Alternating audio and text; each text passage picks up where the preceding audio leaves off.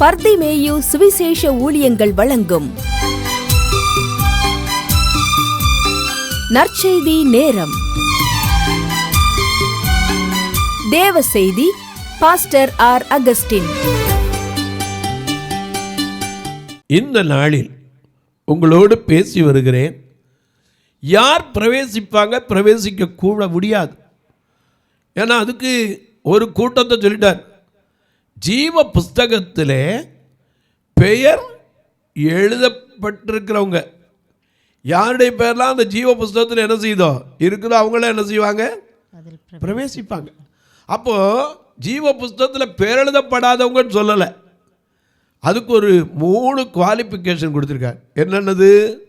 21ஆம் அதிகாரத்தில் கடைசி வசனத்தில் தீட்டுள்ளது. இந்த தீட்டுள்ளது அடுத்தாப்புல அருவருப்பு, பொய்யை நடப்பிக்கிற. இந்த 3 காரியத்தை உங்களுக்கு சொல்ல நேரம் இல்லை. முதல்ல தீட்டுனா என்ன, இது தெரியணும். பழைய ஏற்பாட்டில் அதிகமாக தீட்டுன்னு என்ன செய்யுது, நிறையா இருக்குது. ஆனால் புதிய ஏற்பாட்டில் சில இடத்துல இருக்குது. இயேசு சொன்னார் மார்க் 7:20 என்ன சொன்னார்? மனுஷனுடைய இருதயத்திற்குள்ளிருந்து வருகிறதே மனுஷனை தீட்டுப்படுத்தும். அதே அப்போஸ்தலர் 10ஆம் அதிகாரத்தில் பேதுருக்கு முன்பாக ஒரு தரிசனம் வருகிறது. என்ன தரிசனம்? வானத்திலேருந்து ஒரு கூண்டு என்ன செய்யுது, இறங்கி வருது.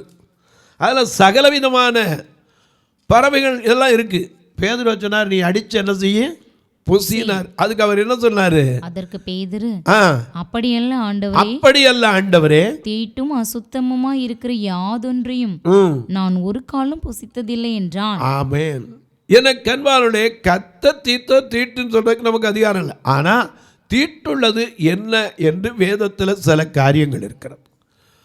எனக்கு அன்பானவர்களே, அந்த நாட்களிலே குஷ்டரோகி அப்படின்னா அவங்கள என்ன செய்வாங்க, தீட்டுள்ளவர் என்று சொல்வார்கள். லேவியராகமம் 13ஆம் அதிகாரம் 45-46 வசனத்தை அப்படியே எடுத்து கையில் வச்சுக்கிறீங்களா?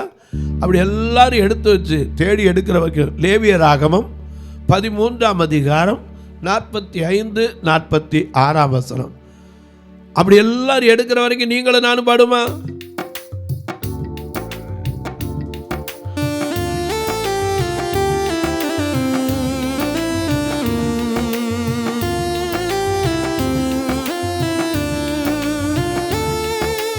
அன்பு கூறுவே இன்னும் அதிகமா, அன்பு கூறுவே இன்னும் அதிகமா, ஆராதிப்பே இன்னும் ஆர்வமா, அன்பு கூறுவே இன்னும் அதிகமா, ஆராதிப்பே இன்னும் ஆர்வமா, உன்னை முழு உள்ளத்தோடு ஆராதிப்பே.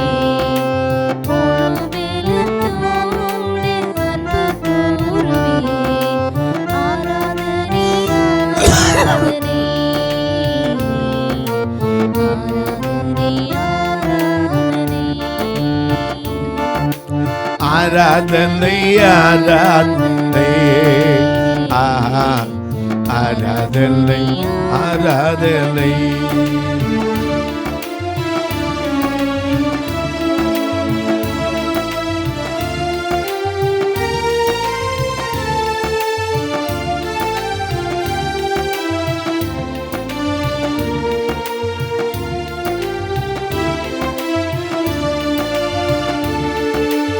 எபினேசரே எபினேசரே எபினேசரே எபினேசரே, இதுவரையில் உதவி செய்தி எனக்கு, இதுவரையில் உதவி செய்தி, இதுவரையில் உதவி செய்தி, உன்னை பொழு உள்ளத்தோடு ஆராதிப்பே, முழு பலத்தோடு ஆராதனை ஆராதனை ஆராதனை ஆராதனை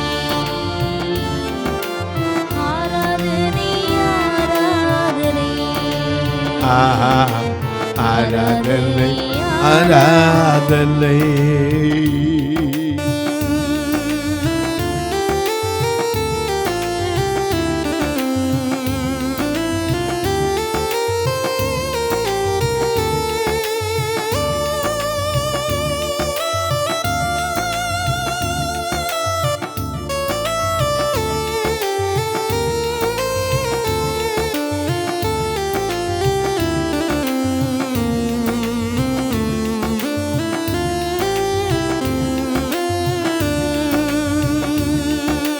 யெகோவாயிரே, யெகோவாயிரே, யெகோவாயிரே, யெகோவாயிரே, எல்லாவற்றையும் பார்த்துக் கொள்வீர், எனக்கு எல்லாவற்றையும் பார்த்துக் கொள்வீர், எல்லாவற்றையும் பார்த்துக் கொள்வீர், உம்மை முழு உள்ளத்தோடு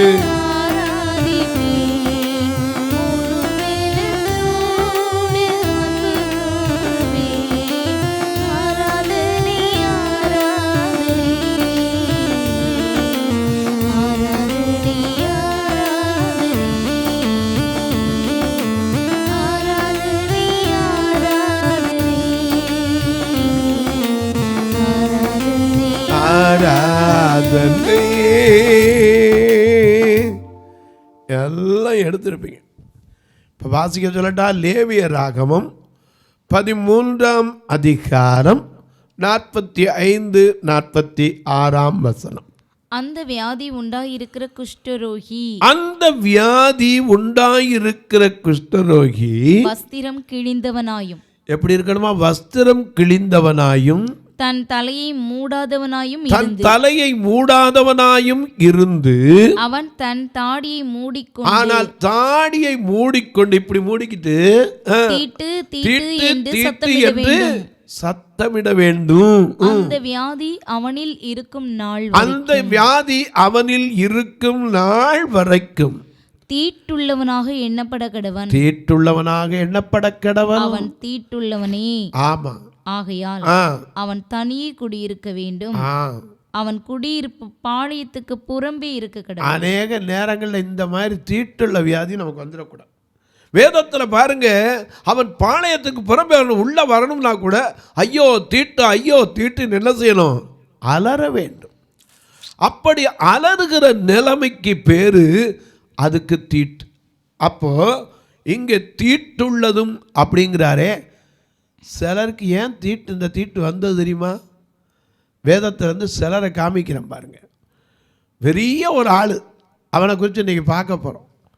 தேவனாய் தந்த வியாதி அது பரவாயில்ல, ஏன்னா இயேசு கிறிஸ்து குஷ்டரோகிகள் இந்த பூமியில் வந்தவுடனே சுகமாக்குனார். ஒருவன் மலையிலிருந்து இறங்கினோடனே ஓடி வந்து அவர்கிட்ட முழங்கால் படிக்கிட்டு, ஆண்டவரே உமக்கு சுத்தமானால் என்னை சுத்தமாக்க, அவனே அவர் சித்தமுட்டு எனக்கு சுத்தமாக்கினார். சிலருக்கு ஆசாரியன்ட்ட போய் காமினார். அந்த நாட்கள் ஆசாரியன் தான் அவனை தீக்கணும். யாரு? தீட்டுள்ளவன். இப்படி தீட்டுள்ளவன் தேவனுடைய ராஜ்யத்தில் என்ன செய்ய முடியாது? பிரவேசிக்க, அந்த இடத்துக்கு போகவே முடியாது. அப்படிப்பட்ட நிலை வந்த சிலரை குறித்து தீட்டுள்ளது, இதை மட்டும்தான் உங்களுக்கு மற்ற காரியத்தை சொல்ல முடியாது. இந்த தீட்டு என்றால் என்ன? என கண்பானுடைய இந்த தீட்டுள்ளவன் எப்படிப்பட்ட காரியத்தை செய்யக்கூடாது? அது செய்யக்கூடாது. ஏன்னா உள்ளே வரக்கூடாது, அவன் வெளியே தான் இருக்கணும். இங்கே பல பேரை உங்களுக்கு காண்பிக்கலாம். முதலாவது உங்களுக்கு ஒரு மனுஷனை காமிக்கிறேன். 2 சாமுவேலின் புஸ்தகம் 3ஆவது அதிகாரம் 29ஆம் வசனத்தை வாசிக்க கேட்போம். 2 சாமுவேல் 3:29 மிக அழகாக நமக்கு எழுதி வச்சிருக்கிறார். என்ன எழுதியிருக்காரு? யோவாப் என்கிற ஒரு மனிதன், அது யோவாபுடைய தலையின் மேலும், அது யோவாபு, அதுக்கு முந்தின வசனத்திலிருந்தே வாசிக்க. அப்பதான் தாவீது அதை கேட்டபோது, தாவீது அதை கேட்டபோது நேரின் குமாரனாகிய அப்னேரின் இரத்தத்திற்காக, அப்னேருடைய இரத்தத்திற்காக என் மேலும் என் ராஜ்யத்தின் மேலும் கர்த்தருக்கு முன்பாக என்றைக்கும் பழி இல்லை. அது யோவாபுடைய தலையின் மேலும் அது யோவாபுடைய தலையின் மேலும் அவன் தகப்பன் குடும்பத்தின் மேலும் அவன் சுமந்திருப்பதாக தகப்பன் குடும்பத்தின் மேலும் சுமந்திருப்பதாக யோவாபின் வீட்டாரிலே யோவாபின் வீட்டாரிலே பிரமியக்காரனும் குஷ்டரோகியும் கோலூன்றி நடக்கிறவனும் பட்டயத்தால் விழுகிறவனும் அப்பம் குறைச்சல் உள்ளவனும் ஒரு காலம் ஒளிந்து போவதில்லை என்றான். எனக்கு அன்பான இந்த யோவாபை குறித்து உங்களுக்கு தெரியும். யோவாப் யாரு? தாவீதுடைய படைத்தளபதி. அப்னேர் யாரு? சவுலுடைய படைத்தலைவர். இந்த யோவாபு நல்ல மனுஷன். எப்படிங்க சொல்லுவீங்க? ரொம்ப நல்ல மனுஷன். உதாரணமா 2 சாமுவேல் 12ஆம் அதிகாரம் 26ஆம் வசனத்தை வாசிக்க கேட்போம். ஒரு நல்லதுக்கு பார்க்கலாம். 2 சாமுவேல் 12:26. அதற்குள்ளே யோவாப் அம்மோன் புத்திரருடைய ரப்பா பட்டணத்தின் மேல் யுத்தம் பண்ணி ராஜதானியை பிடித்து ஒரு ராஜதானி பட்டணத்தை, நல்ல ராயலான ஒரு பட்டணத்தை பிடித்தான். தாவீதினிடத்தில் ஆள் அனுப்பி, ஐயா பிடிச்சவன் உடனே இவன் பிடிச்சதா காட்டல. தாவீதினிடத்தில் ஆள் அனுப்பி நான் ரப்பாவின் மேல் யுத்தம் பண்ணி தண்ணீர் ஓரமான பட்டணத்தை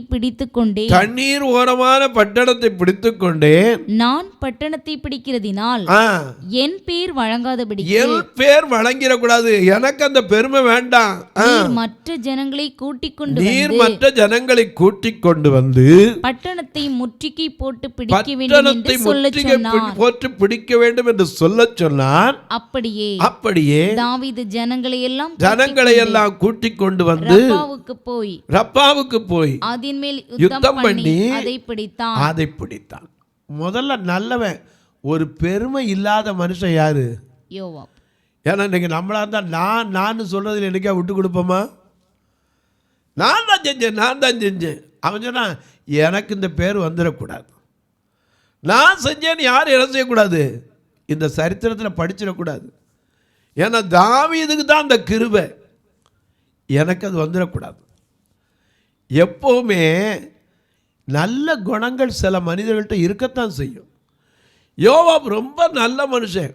அப்படிங்கிறதுக்கு இன்னொரு உதாரணத்தை பார்ப்போம். 2 சாமுவேல் 24ஆம் அதிகாரம் 2ஆம் வசனத்தை வாசிக்க கேட்போம். 2 சாமுவேல் 24ஆம் அதிகாரம் 2ஆம் வசனத்தை. அப்படியே ராஜா தன்னோடு இருக்கிற சேனாபதியாகிய யோவாபை பார்த்து ஜனங்களின் இலக்கத்தை நான் அறியும்படிக்கு நீ தான் முதல் பெயர்செபா மட்டுமுள்ள இஸ்ரவேலரின் கோத்திரம் எங்கும் சுற்றி திரிந்து ஜனங்களை தொகையிடுங்கள் என்றான். அப்பொழுது யோவாப் ராஜாவை பார்த்து ராஜாவாகிய என் ஆண்டவனுடைய கண்கள் காணும்படி உம்முடைய தேவனாகிய கர்த்தர் ஜனங்களை இப்பொழுது இருக்கிறதை பார்க்கிலும் 100 மடங்கு அதிகமாய் வர்த்திக்க பண்ணுவாராக. ஆனாலும் என் ஆண்டவனாகிய ராஜா இந்த காரியத்தை விரும்புகிறது என்ன என்றான். அப்படி உனக்கு ஆலோசனை கொடுத்தவன். ஏன்னா தொகையிடும் போது பலி செலுத்தணும். பலி செலுத்தாம அது செஞ்சிடக்கூடாது.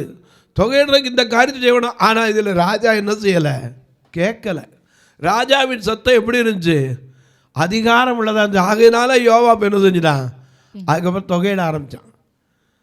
ஆலோசனை சொல்கிறதுலையும் யோவாப் சரி, யுத்தம் பண்ணுறதுல யுத்தத்தில் நடத்துறதுலையும் சரி, அவர் நம்பிக்கையாய் நடந்து கொள்கிறதுலும் சரி, இந்த யோவாப் எப்படி இருந்தான்? உண்மையானவனாக இருந்தான். ஏன்னா படைத்தளபதி.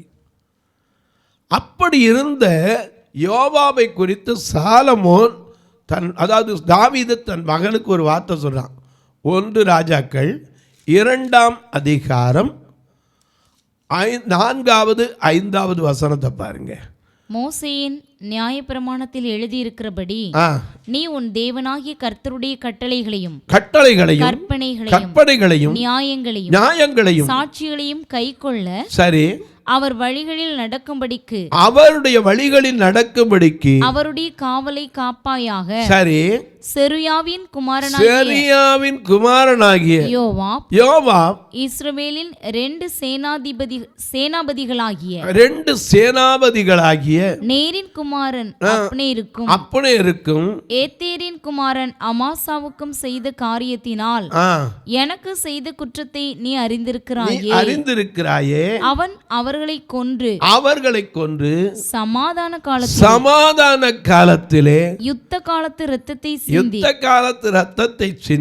யுத்த காலத்து இரத்தத்தை தன் அறையிலுள்ள கச்சையிலும் பாதரட்சையிலும் தன் கால்களில் இருந்த பாதரட்சையிலும் வடிய விட்டானே. ஆகையால் உன் யுக்தியின்படியே நீ செய்து அவனுடைய நரைமயிர் சமாதானமாய் பாதாளத்தில் இறங்க ஒட்டாதிரு. அப்பா, ஏன் இவ்வளவு நம்பிக்கையானவன், நல்ல ஆலோசனை சொல்றவன், நல்ல யுத்தத்தை நடத்துறதுக்கு கூட நின்று தனக்கு வர்ற பெருமையை கூட ஐயா வேண்டாம், அது யாருக்குரியதோ அவருக்கு தான் போய் நினைக்கக்கூடியவன். ஆனால் இவனுக்கு ஒரு பெரிய குறை என்னன்னு தெரியுமா? 2 காலம் உண்டு வேதத்தில்.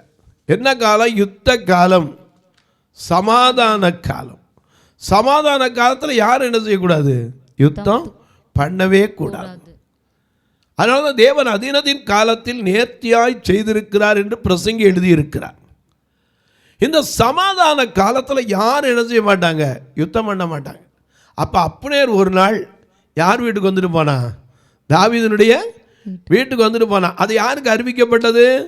யோவாப்புக்கு அறிவிப்படுச்சு. அவன் பார்த்தான், அட பாவி, நான் இல்லாத நேரத்தில் எங்கள் வீட்டில் வந்து டீ குடிச்சிட்டு போயிட்டியா? அதுலேருந்து வந்தது. அப்னேரை கூப்பிட்டு விட்டு உங்கள்கிட்ட ஒன்று சொல்லணும் அப்படின்னு சொல்லி அவனை ரகசியமாக கூப்பிட்டு போய் என்ன செஞ்சுட்டான்? அவனை குத்தி கொண்டு போட்டான். காரணம் என்ன? இந்த யோவாபுடைய தம்பி ஆசைகள் இருந்தானே, அந்த ஆசைகளை அப்னேர் என்ன செய்தான்? கொண்டு போட்டான். அந்த பழி வாங்குற எண்ணம் இவனுக்குள்ளே என்ன இருந்துச்சு? மனசுக்குள்ளே இருந்துச்சு. ஆகையினால இந்த சமாதான காலத்தில் ரத்தத்தை சிந்த வச்சதுனால இந்த யோவாபுக்கு இந்த சாபம் வருது. என்ன சாபம்? திரும்ப வாசிங்க 2 சாமுவேல் 3:29. ஏன்னா நமக்கு வேதத்தை இப்படி படிச்சு பாருங்க, அப்பதான் உங்களுக்கு அதனுடைய ஒரிஜினாலிட்டி விளங்கும். அது யோவாபுடைய தலையின் மேலும் அவன் தகப்பன் குடும்பத்தின் மேலும் சுமந்திருப்பதாக யோவாபின் வீட்டாரிலே பிரமியக்காரன் யார்? தீட்டுள்ளவன், குஷ்டரோகி. அது யாரு? தீட்டுன்னு அலற வேண்டியவன், கோல் ஊன்றி நடக்கிறவன், பட்டயத்தால் விழுகிறவனும், அப்பம் குறைச்சல் உள்ளவனும் ஒரு காலம் ஒழிந்து போவதில்லை என்றான். ஏன்னா நீதிமானுடைய சந்ததிக்கு இருக்கிற ஆசீர்வாதம் சங்கீதம் 37:25 அவன் சந்ததி அப்பத்திற்கு இறந்து தெரிந்தது கிடையாது தாவீதே சொன்னார். ஆனால் அதே தாவீது இந்த சாபத்தை கூறுகிறான். காரணம் என்ன? இந்த யோவாப் நல்லவன் தான், நம்பிக்கைக்குரியவன் தான், யுத்தங்களை நடப்பித்தவன் தான், ராஜாவுக்குரிய கனத்தை கொடுக்க அறிந்தவன் தான். ஆனால் யுத்த காலத்தில் ரத்தம் சிந்தலாம், சமாதான காலத்தில் என்ன செய்யக்கூடாது? ரத்தம் சிந்த கூடவே கூடாது. ஆனால் இவன் அறியாதவனாக இருந்தால் பரவாயில்ல, அவருடைய சந்ததிக்கே ஒரு சாபம் வந்து தேவனுடைய ராஜ்யத்துக்குள்ளே என்ன செய்ய முடியல? போக முடியல. அதனால தான் இங்கே சொல்ற தீட்டுள்ளது. ஏன்னா தீட்டை குறித்து நீங்கள் பல இடத்துல பார்த்துருக்கலாம். என்னாகமத்தில் 6ஆம் அதிகாரத்தில் பார்த்தீங்கன்னா நசரேய விரதத்துக்கு எவ்வளவு தீட்டு பயப்படணும். அவன் செத்த பிரேதத்தண்டை போனால் கூட தீட்டுப்பட்டுருவான். தகப்பன் செத்தாலும் சரி, தாய் செத்தாலும் சரி, சகோதரன் செத்தாலும் சரி, அவன் என்ன செய்யக்கூடாது? அந்த நசரேய விரதத்தில் இருக்கிறவன் அது பக்கம் கூட என்ன செய்யக்கூடாது? போகக்கூடாது. ஆனால் அப்படி போனதுனால தான் எனக்கு அன்பானுள்ளே அவன் அன்னைக்கு நசரேய விரதத்தில் இருந்தவன் பிரதிஷ்டை உடைக்கப்படுவதற்கு காரணமானது யாரு? சிம்சோன். செத்த சிங்கத்தை போய் என்ன செய்யக்கூடாது? பாடவே கூடாது. ஆனால் அவன் தொட்டதும் இல்லை. அதுதான் பிரச்சனை, தீட்டுள்ளது. ஆமாம், இன்னைக்கு அநேக நேரங்களில் தேவனுடைய ராஜ்யத்துக்குள்ளே வர்றது பரிசுத்தமாக இருக்கணும். ஏன்னா நம்ம பாருங்க, பரிசுத்த கூட்டம் நடுவே ஜொலித்திடும் சுத்த ஜோ அருமிய வேளையில் அடிய நெஞ்சம் நீதோ சுத்தம் விரும்பும் சுத்த ஜோதியே விரும்பா அசுத்தம் யாவும் நீக்கியே சுத்தம் விரும்பும் சுத்த ஜோதியே விரும்பா அசுத்தம் யாவும் நீக்கியே பவிநீச பவிலனைய தேவ இரக்க செய்ய நீதோ பவிநீச பவிலனை தேவ இரக்க செய்ய நீதோ.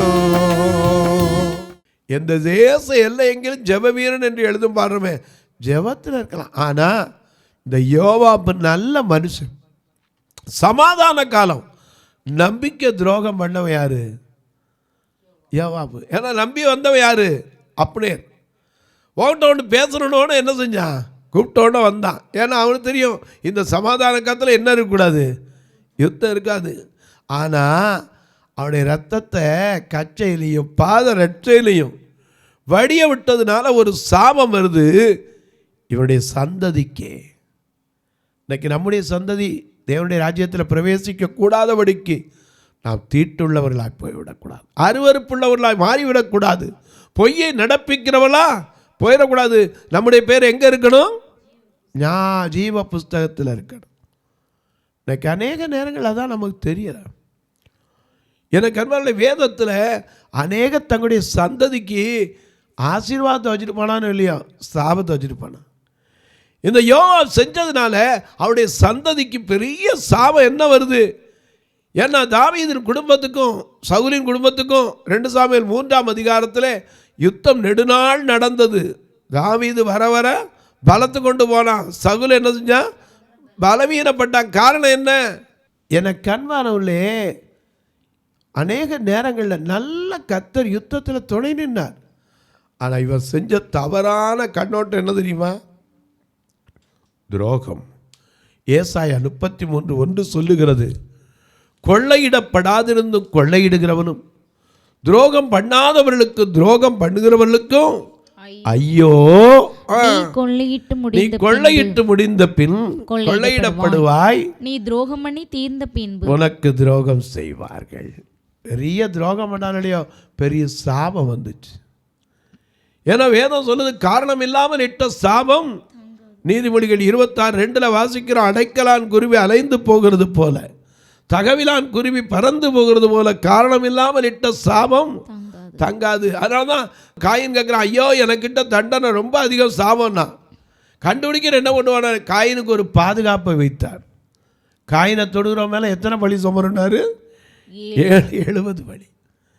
எனக்கு அன்பானவர்களே, சங்கீதம் 109:17 வாசிக்கிறோம், சாபத்தை விரும்பினால் அது அவனுக்கு வரும், ஆசீர்வாதத்தை விரும்பாமல் போனால் அது அவனுக்கு தூரமாக போயிடும். இந்த சாபத்தை விரும்பின ஒரு காரியத்தில் யார் இருந்துட்டா? யோவாப். இந்த யோவாப் நல்ல மனுஷன், நல்லா இருந்தான். ஆனால் யுத்த காலத்தில் செய்ய வேண்டிய காரியத்தை சமாதான காலத்தில் செய்ததுனால அவன் சந்ததிக்கு வந்தது பிறமை உள்ளவர்கள், குஷ்டரோகிகள், கோலூன்றி நடக்கிறவர்கள், பட்டயத்தால் விழுகிறவர்கள். யோவாபினுடைய சந்ததியில் என்ன செய்யாது? இல்லாமல் போவதில்லை. தொலைக்காட்சியில் பார்க்கிறேன் அன்பு மக்களே. அடுத்ததில் இன்னொருத்தர் உங்களுக்கு சொல்கிறேன், பட்டயம் இல்லாமல் விழுகிற போனதில்லை. ஏன்னா அந்த தீட்டுள்ள ஆயிடக்கூடாது. நமக்கு ரொம்ப ஜாக்கிரதையாக இருக்கணும். அநேக நேரங்களில் நம்ம சாப்பிட்றதுல தீட்டு, தொட்டா தீட்டு, ஐயோ அது தீட்டு இது தீட்டுங்கிறோம். அது இல்லைங்க, தீட்டு சாபத்தினால் வந்துடக்கூடாது. அதனால தான் உன் பாளையத்திலே சாபத்தீடானது என்ன செய்? விலக்கு அப்படின்னு ஆண்டவர் அன்றைக்கு யோசுவாவுக்கு சொல்லி விட்டார். ஒருத்த மண்ணு தப்புக்காக பாளையமே விழுந்து கிடந்துச்சு. அதனால தான் அவனை கூப்பிட்டு பேரை சொல்லத்தில் அவனை கொண்டு பாளையத்துக்கு வெளியே கொண்டு புறம்ப வேண்டும் என்றாங்க. கல்லறிந்து கொண்டாங்க சக்திக்கு பிறந்த கர்மியின் மகனை. இந்த நிகழ்ச்சியை பார்க்கிற நீங்கள், நம்முடைய சந்ததிக்கு நாம் எதை வைத்திருக்கிறோம்? தேவன் உண்டு பண்ணி வைத்திருக்கிற அந்த ஆசீர்வாதத்தை சுதந்திரிக்கவா அல்லது அதற்கு புறம்பே நிற்கவா? உங்கள் கையில் விட்டுறேன். இந்த நிகழ்ச்சியை பார்க்கறதோடு விட்டுருவோம். ஒரு வார்த்தை ஜெபம் பண்ணுங்க. இது தொடர்ந்து வருவதற்கு தேவைகள் சந்திக்கப்பட. அது மட்டும் இல்லை, எங்கள் சபையை ஒரு நாள் உங்களுக்கு நேரம் இருந்தால் வந்து பாருங்கள். 2 கண்ணும் தெரியாத மக்களுக்காக வச்சுருக்கிறோம். இவரில் கூட்டுறவு கூட வாரம் வேன் வச்சு தான் கூப்பிடணும். ஒரு நாள் கூட சாப்பிடாமல் அனுப்புதில்லை. இதில் எத்தனையோ காரியங்கள் இன்னும் செய்யப்பட வேண்டியவனுக்கு. கட்டுமான பணியில் எத்தனையோ காரியம் நிற்கிது. தங்கி இருக்காங்க உள்ளே திருநெல்வேலியிலலாம். அதில் இன்னொரு அறை கட்டப்பட வேண்டும். மதுரையில் பெண்களுக்கு வச்சுருந்தோம், கண்ணு தெரியாத பார்வையில்லாத வயதானவங்களுக்கு. அதில் ஓடெல்லாம் உடஞ்சி போய் இப்போ அந்த சென்ட்ரிங் போட்டு திரும்ப கட்டுறதுக்கு முடியாமல் இருக்குது. ஏன்னா அது கேட்டால் மாடிக்கு மேலே அவன் சொன்னாங்க, இத்தனை ஓடை எடுத்துகிட்டு அப்படியே போடலாம் 6 லட்ச ரூபா வந்துடுங்க. ஏன்னா அதுலேருந்து திருப்பி கொஞ்சம் பெயிண்ட் வரும், திருப்பி பெயிண்ட் அடிக்கணும், எல்லாம் சேர்த்து அவ்வளோ வந்துடும். ஆண்டவர் நிச்சயமாக அதற்கென்று ஒரு வழியை திறக்க, திக்கற்ற பிள்ளைகளுக்கு சகாயம் செய்கிற தேவன் உங்கள் மனதில் ஏவினால் நீங்களும் தொடரும். ஒரு ஞானஸ்நான தொட்டி 2004 கட்டினோம். அது அப்படியே டைல்ஸ் எல்லாம் போய் தண்ணி கடந்து குடிக்கிற தண்ணிக்கு அதான் வச்சுருந்தோம். ஞானஸ்தானம் கொடுக்குறதுக்கு அதான் பிரயோஜனப்படுத்திக்கிருந்தோம். 20 வருஷம் ஆனதுனால அதில் டைல்ஸ் எல்லாம் அப்படியே வெளியே வந்து இப்போ தண்ணி உள்ளே நிற்கவே மாட்டேங்குது. இப்போ சீரமைக்க அன்னைக்கு கூட்டு கேட்டால் சொன்னாங்க 80,000 ரூபா செலவு ஐயா. எல்லாத்தையும் எடுத்துகிட்டு திரும்ப காங்கிரீட் போட்டு நல்லா பூசி டைல்ஸ் புதுசு ஒட்டினா தான் நிற்கும். அதற்காக செய்து வருகிறோம். நீங்களும் கர்த்தர் ஏவினால் ஆத்துமாதாயத்திலே பாரமுள்ளவர் தொடர்பு கொள்ளலாம். எப்படி தொடர்பு கொள்ளன்னு கேட்பீங்க. இங்கே 2 ஃபோன் நம்பர் இருக்கும். ஜிபே, ஃபோன்பே உண்டு. உங்கள் பிறந்த நாள், திருமண நாள், உங்களுக்கு வேலையில் உயர்வு கிடைத்த நாள், ஒரு குறிப்பிட்ட வியாதியில் சுகம்பெற பொருத்தனையோடு இருந்த நாட்கள், இப்படிப்பட்ட நாட்கள் ஏதாவது நீங்கள் செய்யணும்னு நினச்சா இந்த நம்பரில் தாங்கலாம். என்கிட்ட கேட்டால் இன்னும் உங்களுக்கு எப்படின்னு வழிங்களோ கூட சொல்லித்தருவேன். அது மட்டும் இல்லை, கட்டுமான பணிக்கா உதவலாம். பார்வையற்றவர் மரித்தா கூட ஒரு ஃபியூனரல் ஃபண்ட் எப்போ வச்சுருக்கணும், இதற்கென்று உதவலாம். எனக்கு அன்பானவர்களே, நீங்கள் உங்கள் ஜெபக்காரி எது இருந்தாலும் காலை 10லேருந்து 5க்குள்ளே எனக்கு சொல்லலாம். இதில் காட்டப்படுகிற அந்த ஃபோன் நம்பருக்கு நீங்கள் தொடர்பு கொள்ளுங்க. நான் உங்களுக்காக ஜெபிப்பேன். இப்போவும் ஜெபிக்கட்டுமா? நல்ல பிதாவே, நன்றியோடு துதிக்கிறோம் சுவாமி. இந்த அருமையான நாளிலே நாங்களது ராஜ்யத்துக்குள்ள இவ்வளவு நாள் ஓடின ஓட்டம், ஓடினதும் வீணா சிலம்பம் பண்ணதாக போயிடக்கூடாது. நாங்கள் ஓட வேண்டும். பந்தய சாலையிலே ஓடுகிறவர் எல்லாரும் ஓடுவார்கள். பெற்றுக்கொள்ளத்தக்கதாக எங்களுடைய ஓட்டத்தை கர்த்தர் மாற்றும். இந்த நிகழ்ச்சியை பார்க்கிற கேட்கிற எல்லா குடும்பத்தை ஆசீர்வதியும். அவருடைய கண்ணீர்களை தொடையும், கவலைகளை மாற்றும். இயேசுவின் நாமத்தில் ஜெபிக்கிறேன் நல்ல பிதாவே, ஆமென். சபை ஆராதனை ஞாயிறு காலை 10 மணி முதல் 12 மணி வரை. இடம் பர்திமேயு சுவிசேஷ ஆலயம், அன்னை சத்யா நகர், இளமனூர் அஞ்சல், சக்கிமங்கலம் வழி, மதுரை மாவட்டம். பின்கோட் 625201 மற்றும் பர்திமேயு சுவிசேஷ ஜெப வீடு, flat number 107, Eden garden, Muthur, Tirunelveli. Pincode 627011. சிறப்பு உபவாச கூட்டம் ஒவ்வொரு மாதமும் 2வது சனிக்கிழமை காலை 10 மணி முதல் 1 மணி வரை நாகர்கோவில் YMCA ஹாலில் வைத்து நடைபெறுகிறது. மற்றும் ஒவ்வொரு மாதமும் 4வது சனிக்கிழமை காலை 10 மணி முதல் 1 மணி வரை திருநெல்வேலி புதிய பேருந்து நிலையம் அருகில் உள்ள கிரேஸ் ஹாலில் வைத்து நடைபெறுகிறது. எங்கள் எல்லா ஆராதனைகளிலும் கலந்து கொண்டு தேவனை மகிமைப்படுத்த அன்பாய் அழைக்கிறோம். உங்கள் உதாரத்துவமான காணிக்கைகளினால் இவ்வூழியத்தை தாங்க விரும்பினால் R. Augustine, account number 5021364331, IFSC code IDIB 000B066, Indian bank, BP Kulam, Madurai. GPay number 9842181917, BGM ministries மற்றும் 9442559772, பிளைண்ட் மினிஸ்ட்ரீஸ் அகஸ்டின். உங்கள் தொடர்புக்கு பாஸ்டர் R. அகஸ்டின், பர்திமேயு சுவிசேஷ ஊழியங்கள், நாகமலை, புதுக்கோட்டை, மதுரை 625019. தொலைபேசி எண்கள் 9842181917 மற்றும் 9442559772. கர்த்தர் தாமே உங்களை ஆசீர்வதிப்பாராக.